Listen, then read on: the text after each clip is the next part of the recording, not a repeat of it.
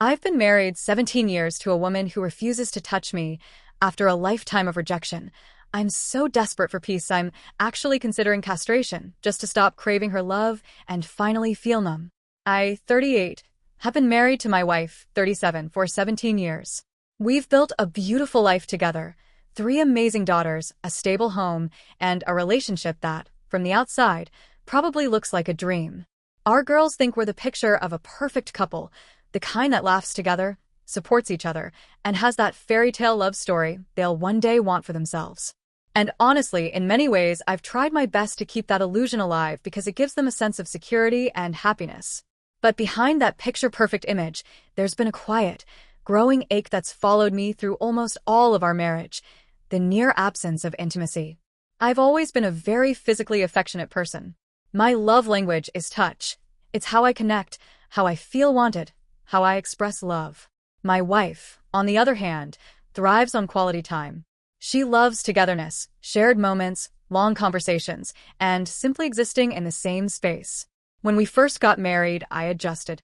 I gave up a lot of my alone time, learned to enjoy doing everything together, and embraced her love language.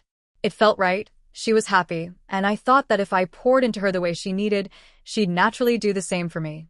And at first she did. In the early years, she was warm, affectionate, and passionate. We had a healthy sex life 3 times a week on average, and it made me feel close to her, connected in the way that made marriage feel fulfilling. But about a year into our marriage, something changed. Practically overnight, intimacy dropped off a cliff. What was once spontaneous and mutual became something rare and mechanical. From 3 times a week, it became once every 2 months, if that. I tried to be understanding at first. Life changes, stress happens, hormones shift. But I kept waiting for it to get better, and it never did. Every attempt to bring it up ended in tension or silence. She doesn't like talking about sex or intimacy at all. It makes her uncomfortable, almost defensive. If I gently mentioned how hard it was for me, she'd either shut down or get upset. It wasn't an argument I could win, so I started bottling it up. She still likes to cuddle at night, but even that feels like walking on eggshells. Any movement that hints at more, even something as small as my hand lingering too long, makes her pull away. Passionate kissing stopped years ago. Now it's quick pecks, brief hugs, and the occasional handhold in public. We function like affectionate roommates raising kids together, but the spark, the physical connection that used to define our love, feels like it's completely burned out. The thing is, I'm not angry with her. I love her deeply. She's an incredible wife, a loving mother, and my best friend. But I can't lie, I feel lonely in a way that's hard to describe. It's not about sex itself. It's about feeling desired. Feeling like my wife looks at me and still wants me. I've tried everything to fix myself, to lower my own drive, to tell myself it's just a phase, but nothing works. Anytime I tried to talk about our lack of intimacy and how much it was affecting me, my wife would get upset, really upset. What started as calm conversations would end in tears or arguments. She'd tell me I was creating problems out of nothing, that I was being unreasonable, that she just couldn't keep up with me sexually. I tried to accept that at face value, but deep down I didn't believe it. When we were engaged, and in the early years of marriage, she was the more passionate one. She was the one who'd surprise me, initiate, and make me feel wanted. So how could that desire just vanish completely? Eventually, bringing up intimacy became dangerous territory. The topic alone was enough to trigger talk of divorce.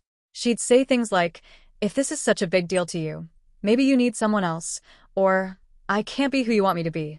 Every time I tried to express how unloved and unwanted I felt, she'd take it as an attack, and I'd end up apologizing just to stop the argument. It got to the point where I felt guilty even for wanting her. Over the next few years, she would still take care of me, occasionally, but it was mechanical, detached. It felt like she was doing it to keep the peace, not because she wanted me. She'd sigh, roll over, or rush through it, and afterward, I'd feel worse than before. There was no spark, no emotion, no connection. I started to feel disgusting, like I was forcing something unwanted even when I wasn't asking for much. Eventually, I stopped initiating altogether because I couldn't take the humiliation of seeing the disinterest in her eyes. She, meanwhile, seemed content. I gave her all the affection she wanted, cuddles, holding hands, watching movies together, and she seemed genuinely happy. For her, that was enough. For me, it was torture. I felt like I was playing the role of the perfect husband in a movie everyone else was watching, while inside, I was slowly falling apart. Somewhere along the way, my self-worth crumbled. I stopped seeing myself as a partner and started seeing myself as a provider, a machine that worked, earned, and kept everything running. My identity became tied to keeping the family comfortable and pretending everything was fine. I told myself it was noble, that sacrifice was what love was supposed to look like. But really, I was just dying inside a little more each day. Then came the coping mechanisms. I started watching porn more often, and later, I got into adult visual novels, AVNs, because they offered something I desperately craved, the illusion of being wanted. It wasn't about the sex. It was about someone, anyone, showing desire, affection, attention. Even if it was fiction. For a few minutes, I could pretend I wasn't invisible. But when the screen went dark, I was left with the same emptiness, the same ache in my chest that whispered, "She doesn't want you anymore." About 2 years ago, my wife caught me on one of those adult visual novels again, and it exploded into the biggest argument we'd ever had. She was devastated. I was humiliated. I remember her face, shock, disgust, and this deep sadness like she'd just watched something inside her break. I felt pathetic, fantasizing about fake relationships just to feel something real. She called it cheating. I called it coping. But deep down, I knew it was wrong. I had betrayed her trust in a desperate attempt to fill a hole I didn't know how to patch anymore. I owned it completely. I apologized 100 times. I deleted everything. I told her I'd never go near that kind of content again, and I haven't. But even though I took the blame, I couldn't help but feel like there was more to the story than just my mistake. I didn't want to weaponize her lack of intimacy against her, but part of me screamed inside, "You pushed me there." Still, I didn't say it. I had already done enough damage. I had no moral ground to stand on. And as you can guess, our already dying intimacy flatlined after that. The silence between us grew heavier. Nights were colder. The bed felt like a border separating two people who used to reach for each other instinctively. I still loved her deeply, but the rejection, the years of being unwanted, had hardened something in me. I stopped trying. I stopped hoping for passion, stopped imagining she'd ever look at me the way she once did. I became mechanical. I'd still do all the things a good husband should do. Open her doors, hold her hand, hug her before bed, but it was all muscle memory now. My heart wasn't in it. I had built a wall and learned to live behind it. I told myself this was just marriage. Maybe this is how people survive decades together, quiet, polite, and unfulfilled. I started preparing myself for a life without intimacy, without passion, without that spark that made me feel alive. I thought, at least she's a good mother. At least she's kind. At least we're stable. Maybe love didn't have to feel like being wanted. Maybe it was just duty. But then, after nearly 4 months of this emotional standoff, she started trying. It started with little things, a lingering touch, a certain look, a kiss that lasted 1 second longer than usual. Then one night, she made an obvious move. It was so unexpected that I froze. Every part of me wanted to melt into her, but I didn't. I couldn't. I turned away, pretending to be too tired. It happened again the next night and the next. I found excuses, feigned sleep, anything to avoid it. Eventually, she called me out. One morning over coffee, she asked, "Are you avoiding me?" And for the first time in a long time, I didn't sugarcoat it. I told her yes. I told her I was staying away from her intimacy, not out of anger, but because I couldn't keep doing the cycle anymore. I explained that every time we went so long without intimacy and then finally had it, it wrecked me. The brief spark of connection made me hopeful again, only for that hope to die out as soon as things went cold afterward. It was like being given a drop of water after a drought, enough to remind you how thirsty you are, not enough to survive. For a week after that talk, I burned for her again. Not just sexually, but emotionally. I missed her. I missed what it felt like to be wanted by her, to be more than just the man who fixes things and pays bills. But I knew how this went. The drought would return. It always did. 2 weeks would pass, and she'd retreat again. And I'd be left questioning everything. My attractiveness, my worth, my place in her heart. When she finally initiated again, it didn't feel like love. It felt like she was scratching an itch. A need she couldn't ignore any longer, one that had nothing to do with me. That hurt worse than rejection. Because at least rejection was honest. That didn't sit well with her, and she started to cry. Through the tears, she said she was sorry for making me feel unwanted and promised she would work on it with me. For the first time in years, I actually believed her. Something about the way she said it, raw, emotional, vulnerable, gave me hope. Real hope. I remember lying awake that night, thinking maybe this was the moment everything turned around, that maybe our marriage still had some fire left in it. The next night, it happened. Passion. Connection. Everything I'd been craving for years seemed to flood back all at once. It wasn't mechanical or obligatory, it was her actually wanting me, or at least it felt that way. Every touch, every kiss felt like the woman I fell in love with had come back. I left all the resentment and loneliness behind and focused on that moment. I told myself not to overthink it, that this was our reset, our fresh start. But then the days passed. Then weeks. And just like every other time, nothing changed.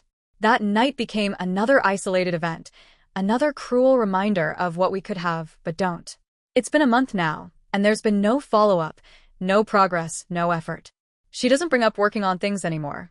She cuddles and holds my hand like everything is fine, but I can feel the distance pulsing between us. I can't help but feel like I was played again. Tricked by a moment of passion, she probably needed to quiet her own cravings, not to rebuild us. It's destroying me. I don't want to believe that a lack of intimacy is reason enough to end a 17-year marriage, but it's eating away at me every single day. I've tried to adapt, to accept that maybe this is just how long marriages get, but that voice inside me, the one that needs to feel wanted, won't shut up. I'm not angry at her anymore. I'm just empty. I feel invisible, used, like the husband-shaped background character in her life story. And yet, I can't bring myself to imagine divorce. The thought of what it would do to our daughters terrifies me. They're at that fragile age, just hitting their teens, still believing their parents are some kind of love story. I don't want to shatter that illusion. I don't want to be the reason their world changes. I want to protect them from this emptiness, even if it means living inside it myself. Then there's everything we've already survived, the financial stress, the years of scraping by. I worked 2, sometimes 3 jobs just to make sure we stayed afloat, while she always wanted more, a bigger place, a nicer neighborhood, something modern. Most of our income disappeared into rent and upgrades, trying to match the life she wanted to project. I didn't resent her for wanting better, but I did resent that while I was burning myself out to build a life for us, I couldn't even get a kiss goodnight. That meant something. Divorce would mean destroying the life I've spent nearly 2 decades building.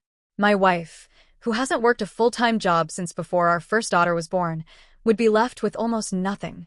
I've carried our family financially from the very beginning, and I still believe that's my responsibility as a husband and father.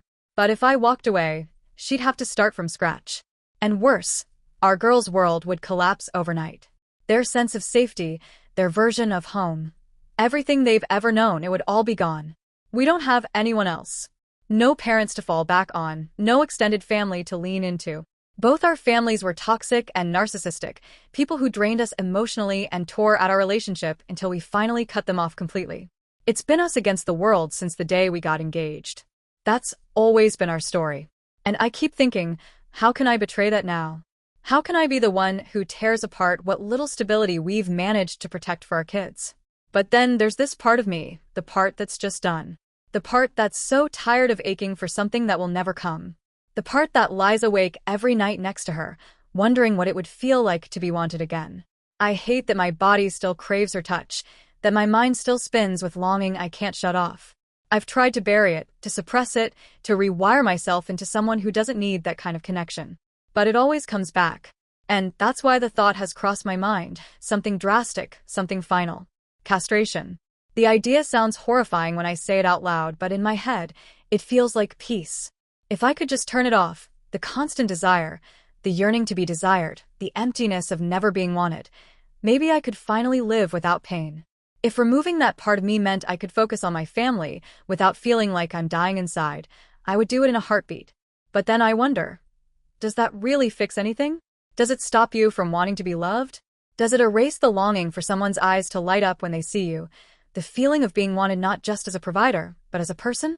I'm terrified that it wouldn't. That I'd still feel the same ache, just trapped in a body incapable of expressing it. I hate that my thoughts have even gone this far. That I'm weighing mutilation against divorce like those are my only options. But after all these years, it feels like I've tried everything else. I've done therapy, I've tried changing my mindset, I've tried letting go of expectations. Nothing works. I just keep waking up with this quiet despair that maybe this is it. This is the rest of my life. If you can give any type of advice, you're most welcome. Please feel free to tell me.